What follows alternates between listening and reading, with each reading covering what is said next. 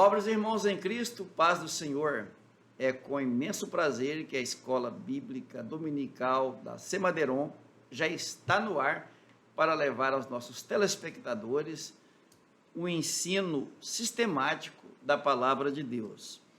Mas hoje é um dia muito especial para nós, para toda a Assembleia de Deus no estado de Rondônia, para os pastores presidentes, para os pastores e evangelistas convencionais e também para toda a Assembleia de Deus, quando o pastor Nelson Lutemberg está de idade nova, pastor Eliseu. Idade nova. Então, como que é um momento muito especial para o estado de Rondônia, quando que ele tem nossos parabéns, nossas congratulações, deixa aí a ele a mensagem de todos os assembleianos do estado de Rondônia.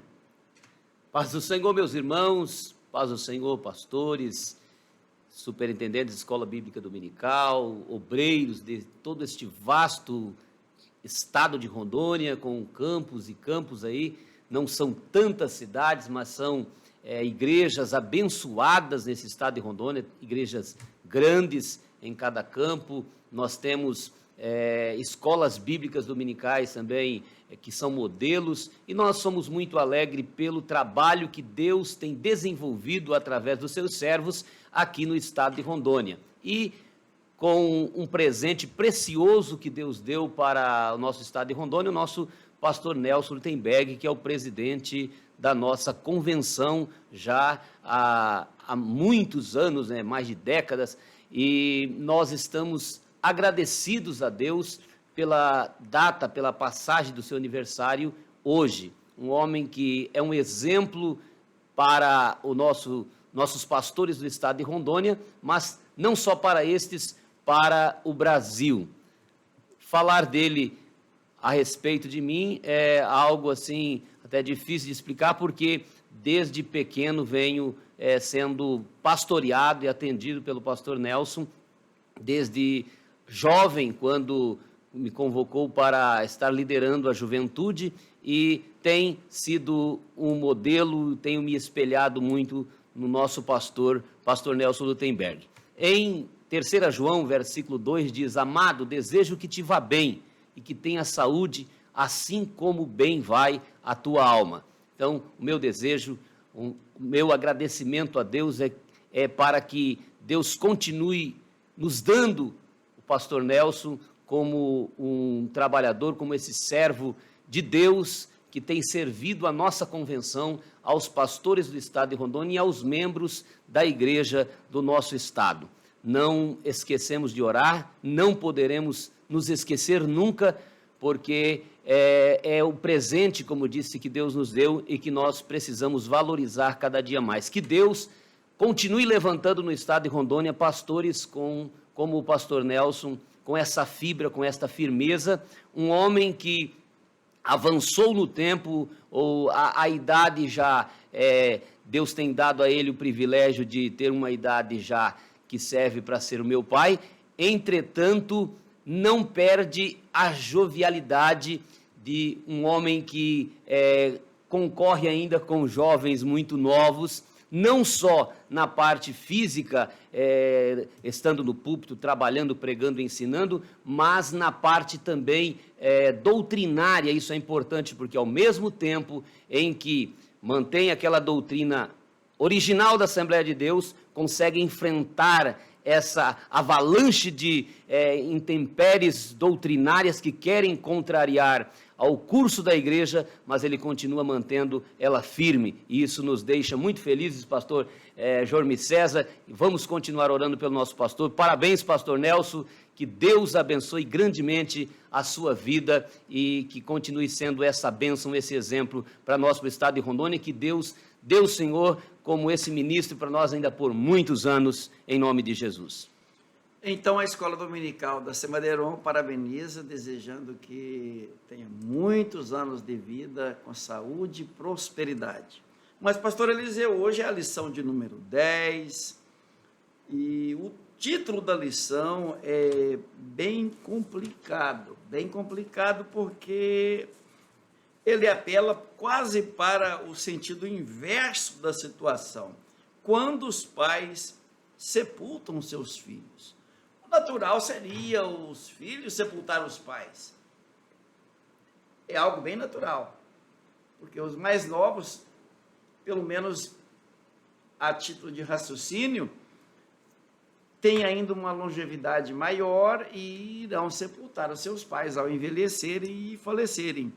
Contudo, a lição de hoje, ela trabalha exatamente essa questão. É aí que nós vamos aprender a lição de como lidar com o luto, de como lidar com coisas que nos eram expectativas para mais tempo e para mais longo. O textuário da lição diz: em tudo somos atribulados, mas não angustiados, perplexos, mas não desanimados, perseguidos, mas não desamparados, abatidos, mas não destruídos. Segundo aos Coríntios, capítulo 4, versículos 8 e o versículo de número 9. O textuário, ele é bem enfático, e ele diz que em tudo, então não é em alguma coisa, é em tudo. Então quer dizer que sepultar os filhos está aqui no contexto do textuário. É uma hipótese que pode acontecer.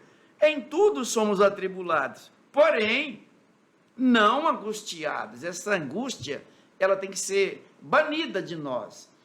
Isso não pode nos angustiar. Não é um luto que vai nos angustiar. Contudo, pode nos atribular, nos causar perplexidade, preocupações, dores, claro, mas não pode nos angustiar.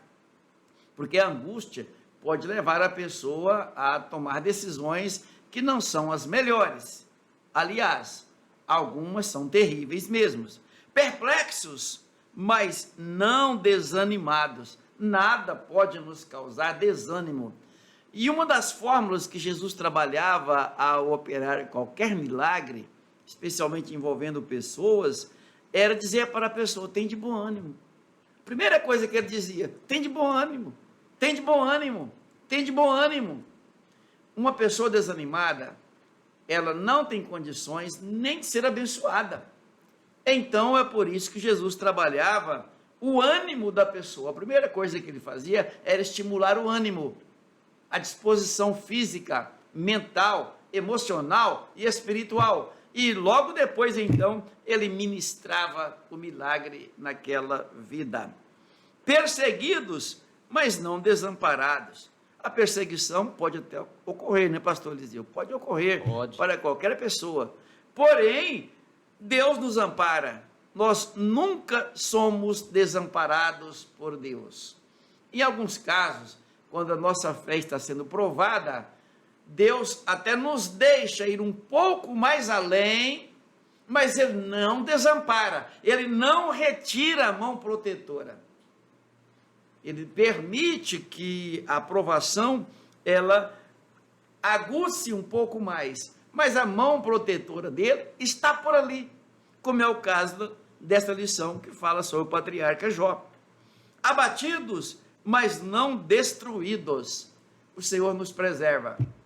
Algum dia podemos até o semblante dar aquela caída, o físico, o emocional fica meio, mas o Senhor estende a mão e abençoa e não deixa que o inimigo nos destrua. Se bem que o inimigo tem muita vontade de nos destruir, mas a misericórdia do Senhor, ela é a causa de nós não sermos destruídos nem consumidos pelo adversário. Pastor, eu penso que esse textuário veio bem a tempo, não veio? Veio a tempo e traz-nos estas palavras que o pastor está refletindo aqui conosco, da importância de vivermos uma vida de fé. O crente precisa andar pela fé. Agora, andar pela fé, como nós vimos aqui, parece um tanto paradoxal, antitético, contrário, né? Atribulados, perplexos, perseguidos, abatidos, mas não angustiados, nem desanimados, nem desamparados e nem destruídos. Leva-nos lá para Romanos, capítulo 5, quando fala que E não somente isto, versículo 3, né? Diz assim, mas também nos gloriamos nas tribulações, porque a tribulação, ela produz a paciência a experiência, e a experiência a esperança, e a esperança não traz confusão, ou seja, há uma ordem, há uma escala para que nós possamos nos amadurecer na presença de Deus, para que a nossa fé possa ser enriquecida, nós precisamos desses passos, nós precisamos desses momentos que vão nos polindo, trabalhando, lapidando, e de repente a nossa fé está maior. E quando a nossa fé está maior, nós conseguimos então ficar mais perto de Deus e vivenciar as bênçãos espirituais de uma forma melhor para a nossa vida e para a vida daqueles que estão perto de nós. Somos consolados e consolamos também aos outros. Agora, pastor, a gente quer fé, a gente quer paciência, como está lá em Romanos capítulo 5. Nós queremos ser uma pessoa que temos esperança e não desanimamos. Queremos ser pessoas longânimas, mas a gente não quer passar pela tribulação. E nós vemos que, como Jó, que é o caso que nós vamos estudar hoje, essas tribulações precisam acontecer em nossa vida para que a gente chegue a adquirir um grau mais elevado de comunhão com Deus e de conhecimento de Deus, Então, se eu não quero ser atribulado, perseguido, se eu não quero passar por momentos difíceis, eu também não quero ter conhecimento. Eu estou abrindo mão do conhecimento. Daí a indecisão. Eu permito que a minha vida passe por sofrimentos, ou eu vou reclamar no sofrimento, eu vou querer fugir da prova, escapar da luta, murmurar como fizeram os filhos de Israel, que deveriam chegar questão de meses ali em Canaã, mas murmuraram, e devido a Deus já ter se revelado tanto a eles, a murmuração deles foi tão opositora e chocante para com Deus, que Deus fez com que eles ficassem rodeando no deserto por 40 anos. Então, que Deus tenha misericórdia de nós e que nós aprendamos como Jó, um homem que foi um modelo, e que lá na frente nós vamos encontrar o profeta falando dele como um homem justo, que a gente aprenda bastante nesta oportunidade com esse nosso patriarca Jó. Corroborando suas palavras, Paulo, quando escreve aos irmãos lá de Roma, capítulo 5, versículo 3, ele fala assim: e não somente isto, mas também nos gloriamos nas tribulações, sabendo que a tribulação produz a paciência, a experiência, a esperança. E a esperança não traz confusão, porquanto o amor de Deus está derramado em nosso coração pelo Espírito Santo que nos foi dado. Que coisa maravilhosa, né? Glória a Deus. Então há um crescimento espiritual, há uma forma de amadurecimento quando o Senhor Deus nos permite passar por várias provações e por algumas tribulações. Deus faz crescer a nossa fé, Ele aumenta a nossa musculatura espiritual, emocional, e nos faz melhores cristãos. A nossa vida cristã, ela passa a desenvolver de forma melhor. Pastor Eliseu, nós temos uma lição hoje que ela aborda a família de Jó. No primeiro ponto, ela trabalha a família de Jó. Todos sabem que o senhor é um exímio estudioso da Bíblia e que também tem um apreço muito grande pelas histórias bíblicas. O que o senhor fala sobre esse personagem chamado de patriarca Jó, contexto sociológico que ele viveu, contexto histórico, religioso, assim, a formação cultural, religiosa e a fé que esse homem conseguiu desenvolver naquela época? Nós sabemos que o nosso patriarca Jó viveu num período pós-dilúvio. Não sabemos exatamente quando foi, mas ele cita nos tempos antigos, quando aconteceu o dilúvio. Então o livro trata desse fato, e dizendo que o dilúvio já havia passado.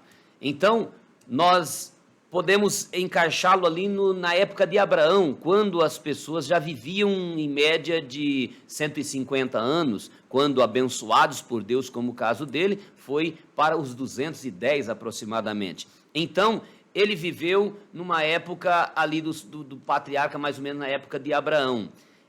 Essa época de Abraão era uma época escura, por quê? Porque não havia escritos como nós temos hoje a Bíblia. Nós sabemos que as histórias eram passadas de pais para filhos, então o fenômeno do dilúvio, a criação do homem e a criação feita por Deus e tudo aquilo que Deus havia preparado até a época de Abraão era repassada de forma histórica. E podemos perceber que Deus está procurando um homem nos dias de Abraão e não encontra. Até na própria casa de Abraão, nós conhecemos que os pais de Abraão eram idólatras, mas Deus acha Abraão. Entretanto, não há só Abraão, nós vemos que também Abraão entrega os dízimos para um homem chamado Melquisedeque. Também não há só Melquisedeque, nós percebemos que há um homem como Jó, que é muito bem citado. Alguns acham que Jó seja o filho de Sacar, um neto de Jacó, que está lá em Gênesis capítulo 46 e versículo 13, entretanto, não bate muito, porque a própria Bíblia não trata dele como um neto de Jacó. Se ele fosse um neto de Jacó, automaticamente isso seria bem evidenciado, assim como foi José evidenciado, foram a tribo de Levi, e aí toda aquela sequência, e também o filho de Sacar, ele estava ali no Egito, então como escravo, dificilmente alguém sairia ali da família de Sacar e iria para o Oriente, que não era uma região tão distante, mas não era também tão próxima, e estaria lá em Uz e teria então toda essa riqueza nessa época. Logo, consideramos que ele seja um pouco antes de Abraão ali, e que um homem como Abraão, que Deus encontrou com um coração voltado para Deus, Jó também era um homem reto, temente a Deus, um homem justo, um homem que se desviava do mal, como diz a Bíblia, e que Deus dá testemunho dele para o próprio inimigo das nossas almas. Então, a história de Jó, como o pastor fala, a fé desse homem nessa época, um modelo, um homem que levantava cedo, fazia sacrifícios pelos seus filhos, quando os seus filhos estavam festejando, quando ele imaginava a possibilidade dos filhos pecarem ou errarem, ele já prevenindo, ia buscar a Deus proteção, livramento e oferecia sacrifícios para que Deus mantivesse a sua misericórdia sobre a vida dele. Além disso, Jó ajudava os pobres, Jó ajudava os estrangeiros, órfãos, viúvas ele atendia, e o texto bíblico vai registrar que ele era como um juiz na cidade. As pessoas olhavam para ele e o reconheciam como uma pessoa modelo naquela época. Então, esse homem tão abençoado, que decidiu ter um caráter ilibado, agora é incomodado por Satanás. E aí nós vamos para Apocalipse capítulo 12, versículo 10, que diz que o acusador dos nossos irmãos um dia será dissipado. E tá lá, diz o texto, aleluia, glória a Deus, porque já o acusador dos nossos irmãos foi derrubado, os quais os acusava de dia e de noite. Então é importante a gente saber disso, pastor João César, que ainda hoje nós somos acusados. Essa acusação não parou na época de Jó. O mesmo fenômeno que acontecia em que o inimigo aparecia, se apresentava diante de Deus acusando Jó, hoje de alguma forma ele fica acusando cada crente, os nossos atos, como somos pastores, como somos líderes de grupos, professores de escola bíblica dominical, e às vezes algum desvio de caráter, o inimigo fica olhando e dizendo, como que ele pode dizer que é crente? Como ele pode dizer que é teu servo? Como o Senhor pode abençoá-lo? Se ele age assim, assim, ele está sendo ainda cristão? Porque não foi provado, não foi testado, mas ele não tem conhecimento nenhum, ele não tem resistência nenhuma, ele não tem firmeza, ele não te ama. E então Deus prova para Satanás que Jó não amava Deus porque possuía riquezas, porque possuía muitos servos, porque tinha um status social elevado, ali como disse, de juiz, porque tinha muitas fazendas e logo com essas muitos amigos, muitos servos. Ele era abastado em várias áreas da vida, com uma família abençoada, 7 filhos, 3 filhas, uma esposa. É interessante aqui a questão da esposa também, pastor. Não era naquela época, era uma época de poligamia, mas Jó tinha uma esposa, entendeu? Isso é importante a gente frisar essa situação. Teve 7 filhos, teve 3 filhas, não temeu os inimigos de fora vir atacar a sua fazenda, mas manteve ali só com uma esposa, fiel a Deus nesse sentido. Agora, o inimigo o prova e Deus permite que ele seja tentado, porque Deus queria aproximar Jó mais de si mesmo. Então a Bíblia diz que os jumentos passeavam e as jumentas estavam ali andando juntas, de repente vieram os sabeus e deram sobre aquelas jumentas e mataram, e roubaram, e aos servos mataram ao fio da espada. Quando ele estava acabando de esse fato acontecer, que alguém vai levar a notícia a Jó, chega um outro correndo e diz assim: os caldeus dividiram-se em 3 bandos e deram sobre os camelos, 3.000 camelos, roubaram os camelos e aos servos mataram ao fio da espada. Estando este ainda falando, vem outro dizendo, das 7.000 ovelhas que ele tinha, dizendo: olha, fogo desceu do céu e queimou as ovelhas e os servos, e desapareceu tudo, só eu escapei para te trazer a notícia. E ele ficou assustado com aquilo, mas enquanto ele está ainda tentando se firmar, vem alguém e diz: olha, teus filhos e tuas filhas estavam festejando na casa do irmão mais velho, quando de repente veio um vento do deserto, bateu nos 4 cantos da casa, e a casa caiu sobre eles e morreram todos, só eu escapei para te trazer a notícia. Então Jó, ele se prostrou, ele caiu.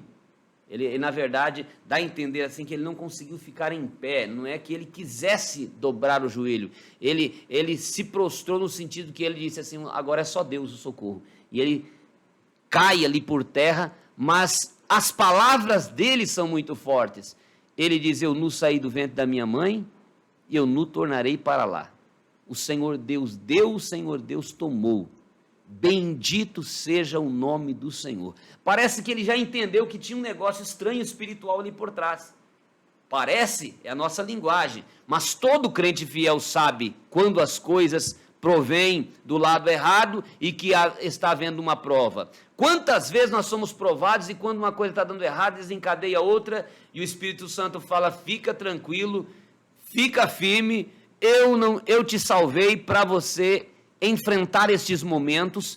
Você conhece a minha palavra, conhece a mim exatamente para encarar esses momentos, então fica firme. Foi o que Jó fez, ele prostrou e disse: agora acabou tudo, mas ele diz: bendito seja o nome do Senhor, como dizendo: Deus sabe o que está acontecendo, e Ele é justo e fiel, e vai trabalhar a minha causa, eu não preciso me assustar. Crente não teme, crente não vive com medo, crente não se desespera, crente é o que está no nosso texto áureo: pode ser atribulado, mas não angustiado, pode ser perplexo, mas ele não vai ficar desanimado, ele pode ser perseguido, mas não vai ficar desamparado, ele pode estar abatido, mas ele não está destruído, ele ainda está em pé. E foi o que aconteceu com essa história desse homem chamado Jó, nosso patriarca, que é um dos primeiros livros escritos da Bíblia e fica como o primeiro livro, ou deveria estar ali no meio de Gênesis, na sua escritura. Fica para todos nós aí essa lição maravilhosa desse patriarca que, em meio a uma angústia, a uma dor tremenda, eu até penso, pastor Eliseu, que quando os sabeus levaram camelos, que as ovelhas morreram, e que não foi tão dolorido quando chegou a notícia: olha, seus filhos estavam festando lá e deu um vento lá e a casa caiu em cima deles e matou a todos. 10 filhos de uma vez. Desmaiou, né? Parece que 10 filhos de uma vez. Foi muita dor, mas para aqueles que confiam no Senhor, eles renovam as suas forças. O Espírito Santo possui a pessoa, enche a pessoa, capacita a pessoa, e ela tem forças para passar no vale e se erguer do outro lado, vencendo todas as lutas e as dificuldades. Então, eu não sei a situação que você está passando, talvez seja semelhante à dessa lição de hoje, patriarca Jó, com perdas de familiares, perdas patrimoniais, enfim, coisas que tentam nos puxar para trás.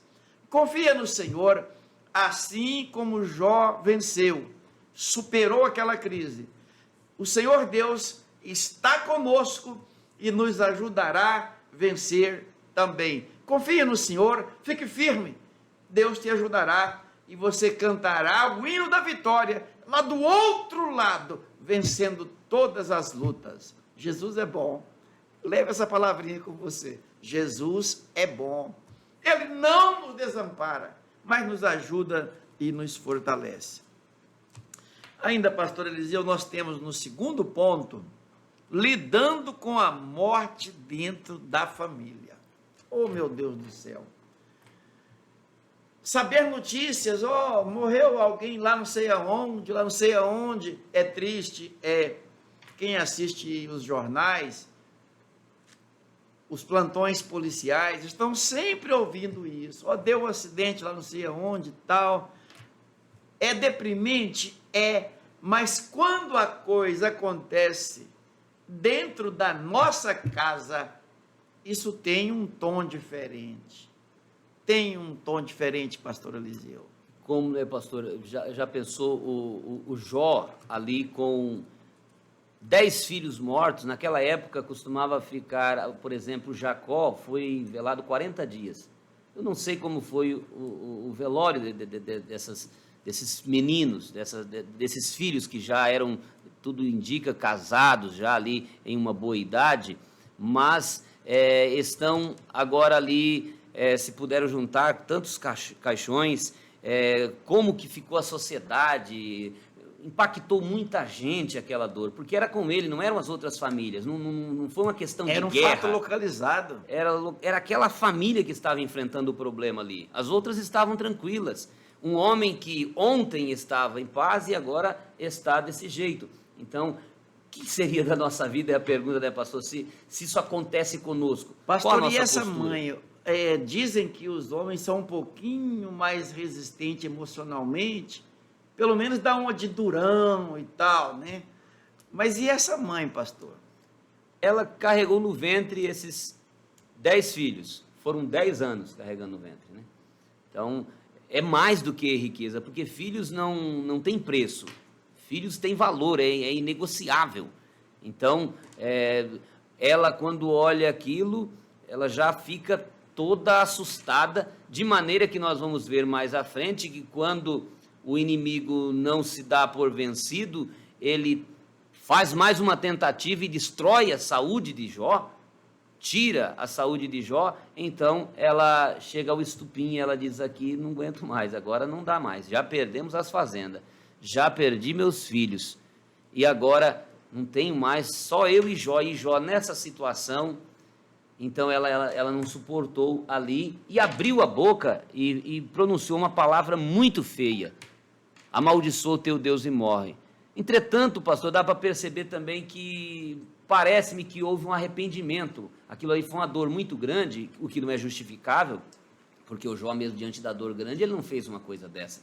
Mas ela parece que se arrependeu, porque Jó diz, como uma louca falas tu. A gente só recebe o bem de Deus, não recebe o mal. Pensa direito. Nós precisamos estar preparados.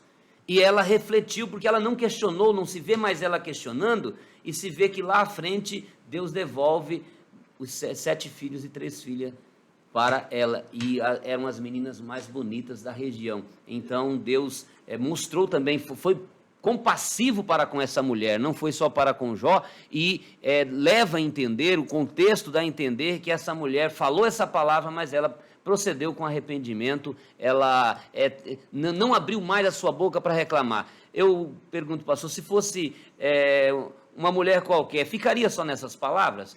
Todo esse procedimento de sofrimento? Com certeza que não, e não sabemos quanto tempo ela iria lamentar isso. E, no entanto, com relação à mulher de Jó, a história silenciou acerca dela. Parece que as palavras de Jó, elas foram também de conforto, e ela se confortou com as palavras do seu marido.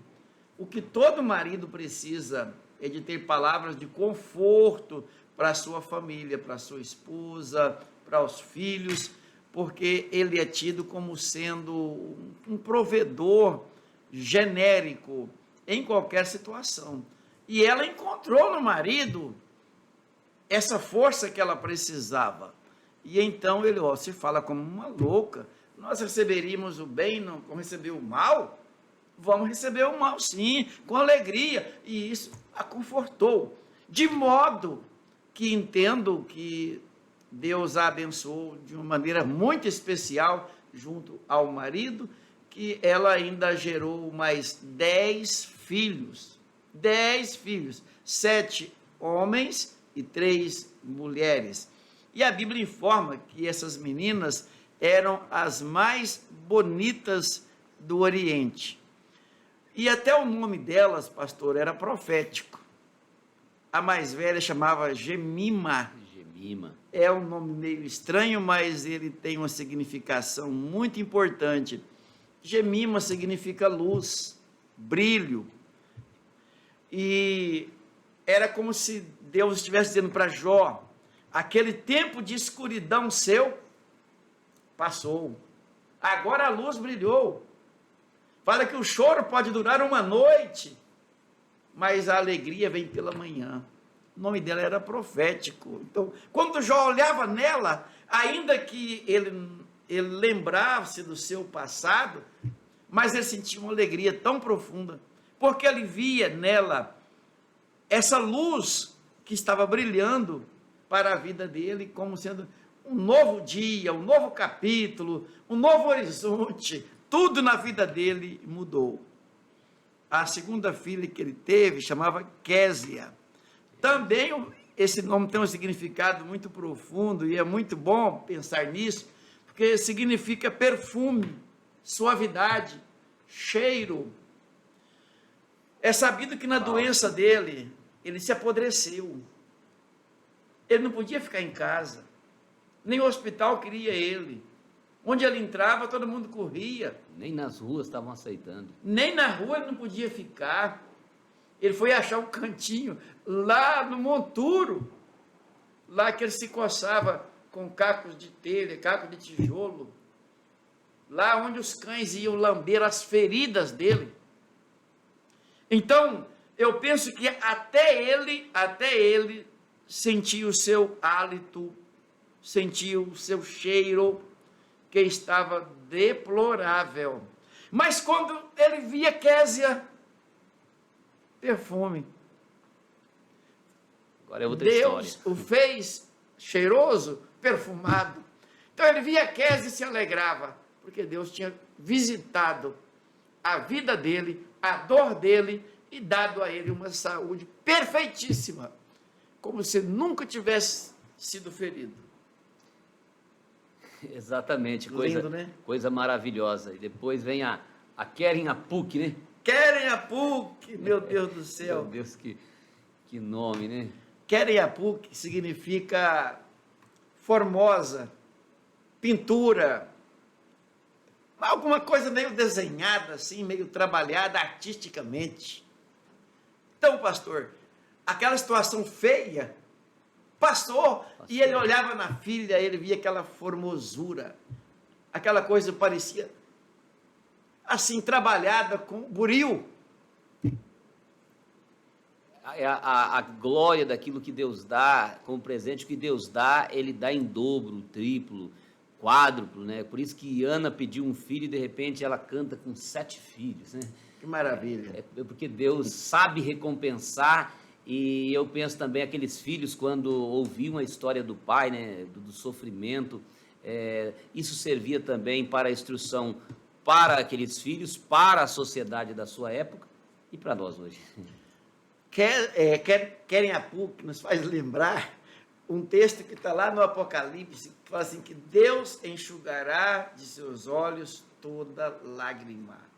Aquelas manchas de lágrimas de Jó, com a nova pintura que ele recebeu em Querem-a-Puc, ela foi tudo removida, e agora ele estava lindo, perfeito, e vendo a sua filha linda e perfeita. Deus é maravilhoso, Deus é bondoso, Deus é grandioso, vale a pena ser fiel. Muitas pessoas até talvez se invejavam de Jó, no sentido de dizer assim, mas como que pode um homem tão abençoado desse, né? Porque na época que ele está agora na sua segunda fase da vida, a população também vê. Assim como hoje, muitas pessoas são abençoadas, mas muitos não querem conhecer a história do que passou, né? O processo para chegar lá, né? Nós queremos só a bênção, nós não queremos um pouquinho do trabalho, do sofrimento, da dor que é para chegar lá. Que Deus nos ensine a enfrentar dores, se preciso. Elas são difíceis, mas a Bíblia diz que Deus não permite tentação acima daquilo que podemos suportar. Daí eu até percebo aqui, pastor, a esposa de Jó, ela não teve uma chaga sobre ela.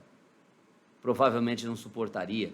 Deus sabe o limite do que pode ser, até onde pode ser provado. Então, se você está sendo provado, entenda que Deus sabe o seu limite, você consegue caminhar mais uma milha, vá à frente, porque te espera uma recompensa muito maior. Não seja fraco e deixe ser vencido pela luta, quando sabe-se que a luta que vem a você, eu e você podemos vencê-la. O alvo da prova era Jó, mas a esposa dele sofreu os respingos dessa prova.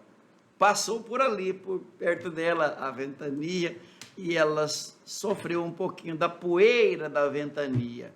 Seus filhos, a saúde do marido, seus bens, ficou privada desses bens por uns 10 anos, né, pastor, aproximadamente? É difícil calcular isso ali, o sofrimento, alguns chegam a dizer que a dor dele foi uns 6 meses, o sofrimento de dor.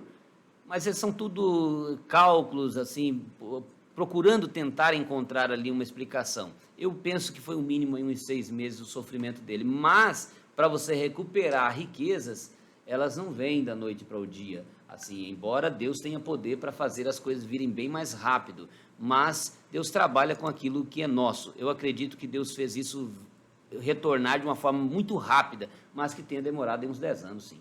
É o que eu acredito, porque até nascer esse tanto de filho de novo, é o mínimo 10 anos. Para que nascesse mais 10 filhos, então o mínimo 10 anos. Só que já não era mais só a dor, né? já era um misto e a coisa. Depois, Sara, o Senhor Deus nos dá essa graça, nos dá a presença dele, que a dor vai embora, ela some dentro de nós e a alegria vem mesmo, nossos olhos começam a brilhar novamente e Deus faz tudo abençoado. Mas, pastor, a gente precisa ter uma esperança com a eternidade. Aqueles filhos não voltaram, voltaram outros. Mas Jó está focado lá na frente. Aí me faz lembrar de Abraão, Hebreus 11, 9 e 10. Diz, ele peregrinou. Só um parênteses. Jó não perdeu 10 filhos. Jó ganhou mais 10. Ganhou uma. Glória a Deus. Como é bom essa visão, né? É assim que o crente tem que enxergar. Porque Abraão dizia, Hebreus 11, 9 e 10, dizendo, ele não peregrinou buscando uma casa aqui na terra, mas ele peregrinava porque ele tinha convicção de que lhe esperava uma casa cujo artífice construtor é o próprio Deus. Então todos nós que vivemos aqui nesta terra, a gente sabe que nós estamos de passagem, que os nossos filhos não vão permanecer para sempre, que eu não vou permanecer para sempre aqui nesse solo, mas que vou permanecer sim para sempre, no sentido de que vou viver eternamente com Deus se eu permanecer firme, se eu for crente, se eu for fiel. Agora, de repente alguém pode questionar, mas e os filhos de Jó foram salvos? Ora, ele constantemente estava orando por aqueles filhos, e nada indica que esses filhos estivessem pecando. Ali foi um fato que eles estavam na casa do irmão mais velho, festejando, nos aniversários eles festejavam, em algum momento festejavam, e deu certo que aquele dia que o inimigo estava revoltado, foi lá e matou todos, e houve a permissão de Deus. mas quanto a isso é uma outra história. Então é importante que a gente saiba que Deus cuida de nós nos mínimos detalhes, até mesmo quando os nossos filhos estão distanciados, pastor. Deus tem uma proteção enorme. Eu percebo isso na minha casa. Alguns irmãos meus se distanciaram, mas Deus foi cuidando deles, passaram por vales sombrios, escuros, mas Deus nos honrou e respondeu às nossas orações no tempo certo. Todos voltaram para a casa do Senhor e, mesmo tendo passado por vales, e posso dizer, vale da sombra da morte, Deus não deixou que perecessem assim. Então, se nós fizermos a nossa parte, Deus fará a dele. Lutemos para cuidar das nossas famílias, como cuidou Jó da dele. Verdade, pastor. Então, para lidar com a morte dentro da família, precisa de fé e equilíbrio. Fé e equilíbrio nós precisamos. Fé em Deus. E assim conseguiremos lidar, porque desde que o pecado entrou no mundo, a morte passou a todos nós, e isso é fato. Todas as pessoas morrerão, não tem como não morrer. Todas as pessoas morrerão. A única exceção que já teve foi Enoque e Elias. E terá para aqueles que estiverem vivos no dia da volta de Jesus, que subirão no arrebatamento, serão transformados. Os demais, todos passarão pela morte, não tem jeito. Então, a solução é aprender a lidar com ela, adquirir fé em Deus, porque Jesus venceu a morte para nós. E Ele deixou na nossa mão esse trunfo, essa vitória, que nós possamos também atravessar o vale da morte e sair do outro lado, porque a morte não é o fim. A morte não é o fim, é apenas um capítulo da vida. Então, louvado seja Deus, que assim o seja. Com fé no Senhor Jesus Cristo, ainda que o nosso corpo desça à sepultura, o nosso espírito que se une à nossa alma, eles descansam no paraíso, aguardando a volta de Jesus Cristo e a ressurreição do nosso corpo. Coisa maravilhosa, né, pastor? 1 Coríntios capítulo 15, 55 diz que o último inimigo a ser vencido é a morte, mas a Bíblia diz que naquele momento, quando o Senhor nos arrebatar, que ressuscitar os mortos, salvos que estão esperando a voz de Jesus Cristo, então se dirá, tragada foi a morte na vitória. E aí vai perguntar, onde está a morte, a tua vitória? Onde está o teu aguilhão? Maldição que foi causada lá no Éden, onde está? Aí diz assim, mas graças a Deus que nos dá a vitória por nosso Senhor Jesus Cristo, que é o que está no versículo 57 de 1 Coríntios 15. Então, nós precisamos ter essa confiança. E lá em 1 Tessalonicenses 4, né, pastor, aí vai tratar de como é que o crente deve proceder diante desse momento tão difícil da vida, quando a gente perde um ente querido e, aqui nesse caso, principalmente quando se perde um filho, que a dor é maior, como já dito pelo pastor, porque o filho deveria sepultar o pai, o avô, e aí quando um avô, um pai tem que sepultar um filho, um neto, é muito doído, porque sabe que ele morreu antes da hora. Daí a gente vai lá para Efésios 6:1, dizendo que é para o filho ser obediente aos pais, para que te vá bem e viva muito tempo sobre a terra. Há uma promessa de Deus para quem é obediente, e essa promessa se cumpriu na vida de Jó.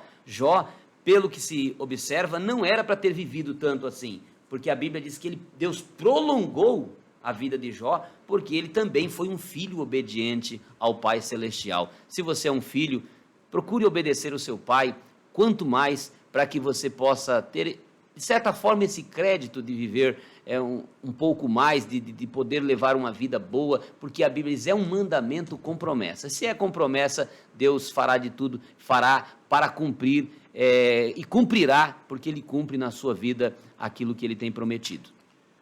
Finalizando a nossa lição, que já é o terceiro ponto, os cristãos e o luto. Aqui nós veremos, não culpe a Deus, ou seja, Deus não é culpado da nossa morte. Deus não é culpado de um acidente, nada disso. Há quem diga que as faturas chegam, quem comprar prazo um dia vence.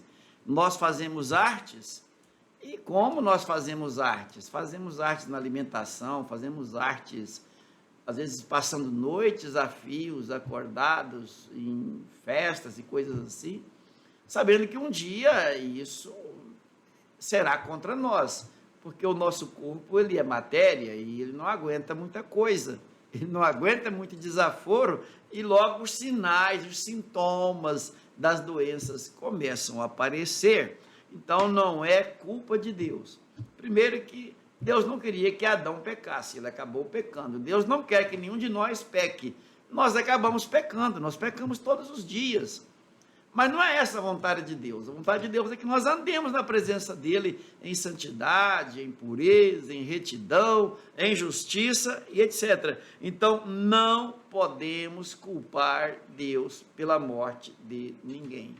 E se Deus quiser matar alguém, ele mata também porque ele é o dono, ele é o dono da vida. Ele pode dar a vida e pode tirar a vida, que não tem nenhuma dificuldade nisso. A soberania dele abarca essa possibilidade de ele dar a vida e de ele tirar a vida, naturalmente.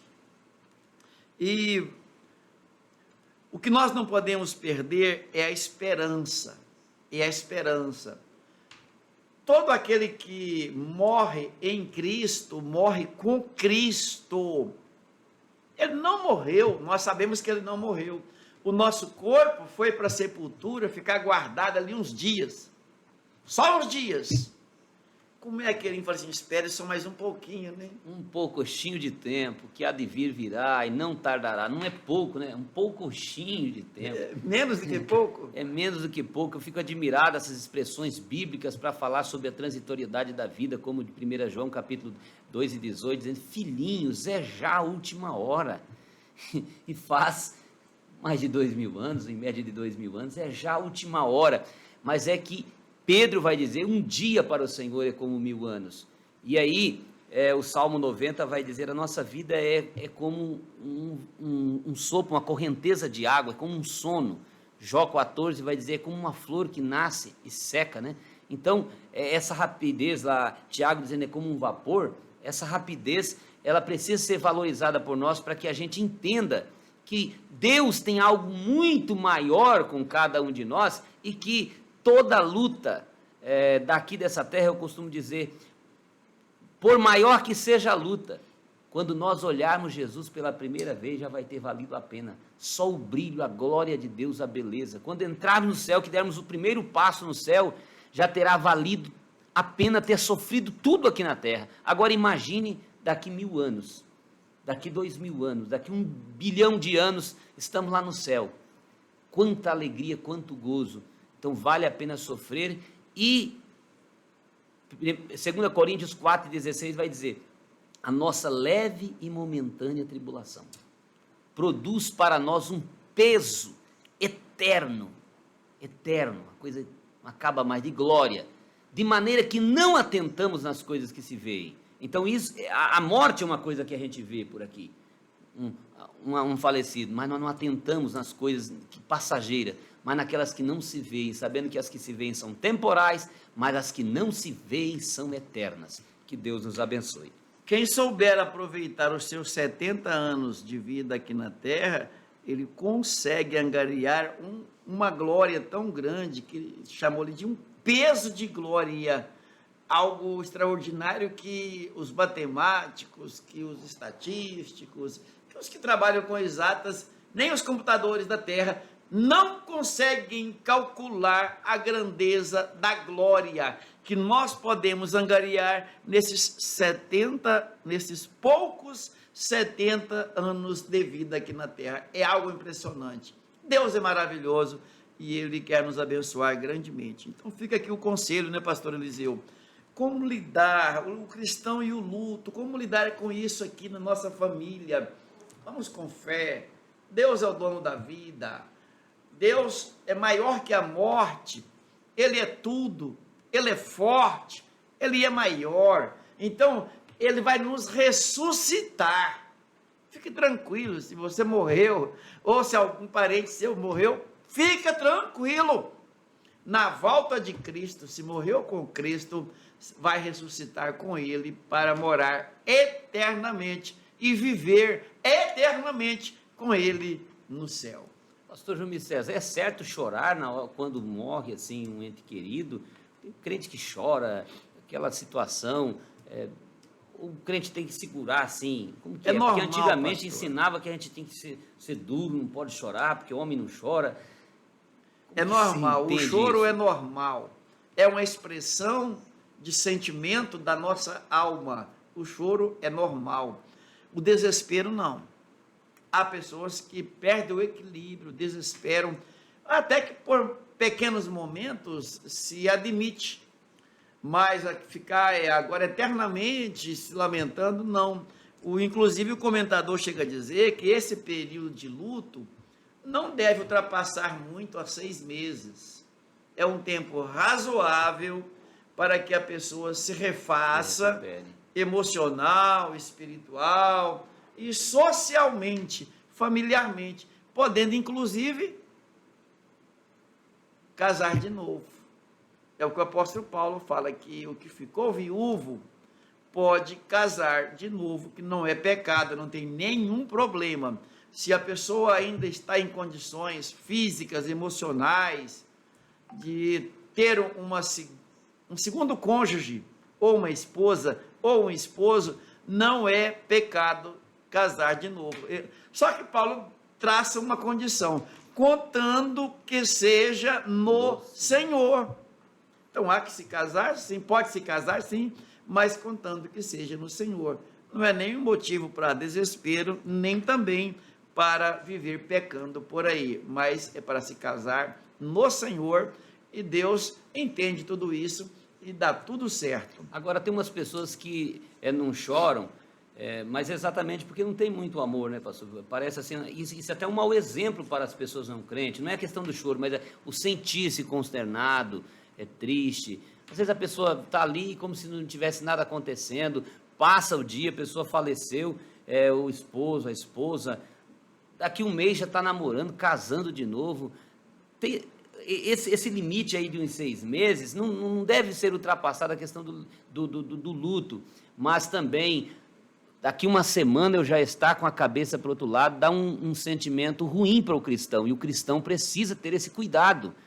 Equilíbrio, a gente precisa ter o equilíbrio, porque equilíbrio. Nós somos feitos com essa temperança, né? Jesus chorou lá no túmulo de Lázaro, o que nós estamos estudando aqui pode se perceber que Marta e Maria estavam até assim preocupadas, elas não estavam entendendo aquela situação. Quem podia socorrer elas era Jesus. Por que Jesus não veio na hora em que nós pedimos que ele estava doente?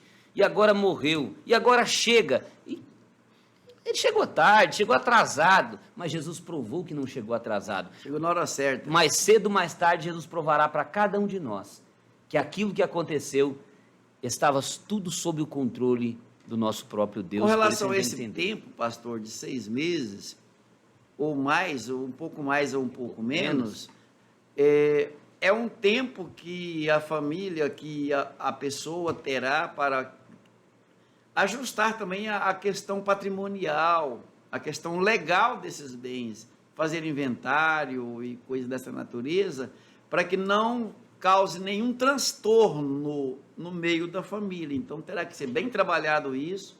Se precisar da ajuda de algum profissional, não se hesite em fazer isso.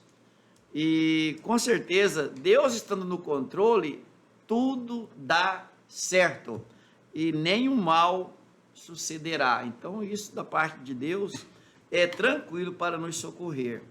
Pastor, nós iniciamos a lição parabenizando o pastor Nelson pelo seu aniversário, que hoje é a data natalícia dele, e ele está de idade nova. Nós vamos encerrar fazendo também uma homenagem à família, ao pastor Joel e à sua família, que foi recolhido à eternidade há 2 dias atrás. O sepultamento foi ontem, né? Então, queremos com isso prestar nossas condolências à família Holder e nossos rogos a Deus de que Ele os conforte e os fortaleça de modo muito especial, sabendo que pastor Joel Holder dedicou a sua vida ao ministério e com certeza Deus terá uma recompensa muito grande para ele. 30 longos anos, né, pastor? Sendo também um exemplo no estado de Rondônia, né? Quanta estrutura e exemplar de ministério, de ensino, de caráter, de paciência, e deixou para nós, para que nós possamos, nós que somos mais novos, se espelhar. São riquezas que Deus tirou de nós agora no momento, depois estaremos juntos, mas que farão faltas para nós. Que Deus abençoe a toda a família, no nome do Senhor Jesus Cristo, e continue dando força e graça para enfrentar esse momento difícil, e logo nós com certeza estaremos no céu todos juntos, em nome de Jesus. Estaremos orando agora, agradecendo a Deus por esta aula maravilhosa, que eu tenho certeza que nos ajudou muitíssimo a lidar com a morte em nosso lar. Mais cedo ou mais tarde, um ou outro vai, não tem jeito. Um primeiro, o outro depois, e assim é uma filinha que já vem desde Adão, já está bem pertinho de nós, nos rondando por aí, e a fila vai continuar. Isso não vai parar, não. Então, que Deus nos dê graça, nos dê sabedoria, para que possamos lidar com isso de modo sábio, inteligente, e que glorifique a Deus, que inclusive na nossa morte, nós possamos glorificar a Deus, adorar a Ele. Vamos orar? Pai, te louvamos porque o Senhor é bom. O Senhor é o autor da vida, o consumador da vida, o autor da salvação, o consumador da salvação, e mesmo na morte, no Senhor ainda há esperança. Então a nossa esperança não se limita, Senhor, à nossa existência aqui da terra, mas a nossa fé, a nossa esperança, elas ultrapassam essa barreira da vida física e alcançam mesmo, Senhor, a eternidade. Te louvamos por isso, rogamos a Tua presença e o Teu direcionamento, a Tua proteção, para que tudo dê certo em nossa família, inclusive quando a morte chegar. Sê conosco, guarda-nos do mal, em nome de Jesus. Amém. Amém.